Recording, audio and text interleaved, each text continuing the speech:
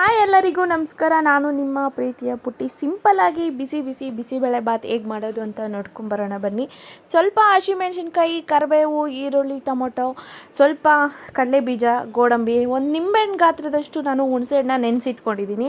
ಇವಾಗ ಪ್ಯಾನ್ಗೆ 2 ಟೇಬಲ್ ಸ್ಪೂನಷ್ಟು ಆಯಿಲು, ಸಾಸಿವೆ, ಕಡಲೆಬೀಜ ಹಾಕ್ಕೊತಾ ಇದ್ದೀನಿ. ಸ್ವಲ್ಪ ಬ್ರೌನ್ ಕಲರ್ ಬಂದಮೇಲೆ ನಾನು ನೋಡಿ ಇವಾಗ ಗೋಡಂಬಿ ಹಾಕ್ಕೊತಾ ಇದ್ದೀನಿ.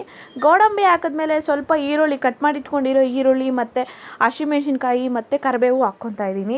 ಚೆನ್ನಾಗಿ ಬ್ರೌನ್ ಕಲರ್ ಬರೋವರೆಗೂ ಹುರ್ಕೊಳ್ಳೋಣ. ಇವಾಗ ಸ್ವಲ್ಪ ಟೊಮೊಟೊ ಹಾಕ್ಕೊಂಡು ನುಣ್ಣಗೆ ಪೇಸ್ಟ್ ಥರ ಮಾಡ್ಕೊಳ್ಳೋಣ. ಇನ್ನೂ ಯಾರ್ಯಾರು ನನ್ನ ಚಾನಲ್ನ ಸಬ್ಸ್ಕ್ರೈಬ್ ಆಗಿಲ್ವೋ ಪ್ಲೀಸ್ ಸಬ್ಸ್ಕ್ರೈಬ್ ಆಗಿ, ಲೈಕ್ ಮಾಡಿ, ಶೇರ್ ಮಾಡಿ. ನಾನು 2 ಟೇಬಲ್ ಸ್ಪೂನಷ್ಟು ನಾನು ಸಾಂಬಾರಿಗೆ ಯೂಸ್ ಮಾಡೋ ಮಸಾಲೆನ ಹಾಕ್ಕೊತಾ ಇದ್ದೀನಿ. ನೋಡಿ ಚೆನ್ನಾಗಿ ಈ ಥರ ಆಯಿಲ್ ಬಿಟ್ಕೊಳ್ಳೋವರೆಗೂ, ಸ್ವಲ್ಪ ನುಣ್ಣಗೆ ಪೇಸ್ಟ್ ಮಾಡೋವರೆಗೂ ಹಾಕ್ಕೊಳ್ಳೋಣ. ನಾನು ಅರ್ಧ ಟೇಬಲ್ ಸ್ಪೂನಷ್ಟು ಅರಿಶಿನ ಪುಡಿ ಹಾಕ್ಕೊತಾ ಇದ್ದೀನಿ. ಇವಾಗ ಅದಕ್ಕೆ ನಾನು ಆವಾಗಲೇ ನೆನೆಸಿಟ್ಕೊಂಡಿರೋ ಹುಣಸೆಹಣ್ಣು ಮತ್ತು ನಾನು ಬಿಸಿಬೇಳೆ ಬಾತ್ ಪೌಡರ್ ಹಾಕಿ ಮಿಕ್ಸ್ ಮಾಡ್ಕೊತಾ ಇದ್ದೀನಿ. ನಾನು ಆಲ್ರೆಡಿ ವೆಜಿಟೇಬಲ್ಲು ಮತ್ತು ರೈಸು, ಬೇಳೆ ಎಲ್ಲ ಬೇಯಿಸಿ ಇಟ್ಕೊಂಡಿದ್ದೀನಿ. ನೋಡಿ ಈ ಥರ ನುಣ್ಣಗೆ ಪೇಸ್ಟ್ ಥರ ಮಾಡಿ ಇಟ್ಕೊಂಡಿದ್ದೀನಿ. ನಾನು ಒಗ್ಗರಣೆ ಬೇಯಿಸಿ ಇಟ್ಕೊಂಡಿರೋ ವೆಜಿಟೇಬಲ್ ಎಲ್ಲ ಹಾಕ್ಕೊಂಡೆ, ಮತ್ತು ನಾನು ಒಗ್ಗರಣೆಗೆ ಹಾಕ್ಕೊಂಡಿರೋ ಮಸಾಲೆ ಎಲ್ಲ ಹಾಕ್ಕೊತಾ ಇದ್ದೀನಿ. ಚೆನ್ನಾಗಿ ಎಲ್ಲ ಮಿಕ್ಸ್ ಆಗೋ ಥರ ನೀಟಾಗಿ ಮಿಕ್ಸ್ ಮಾಡಿಕೊಂಡ್ರೆ ತುಂಬ ಟೇಸ್ಟಿಯಾಗಿರುತ್ತೆ. ನೋಡಿ ನೀಟಾಗಿ ಎಲ್ಲ ಮಿಕ್ಸ್ ಮಾಡ್ಕೊಳ್ಳೋಣ.